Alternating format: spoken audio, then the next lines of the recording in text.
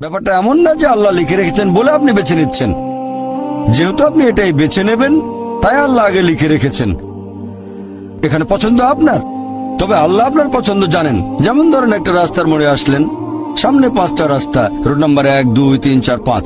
এখানে পছন্দ আপনার, বেছে নিতে পারেন রোড নাম্বার 1, 2, 3, 4, 5। আপনি গেলেন রোড 2-এ। এটা আগে থেকেই লেখা আছে আপনার নিয়তিতে যে আপনি যাবেন 2 নম্বর রোডে। ব্যাপারটা এমন না যে আল্লাহ লিখেছেন বলে আপনি করছেন। যেহেতু আপনি এটাই বেছে নেবেন, তাই আল্লাহ আগে লিখে রেখেছেন।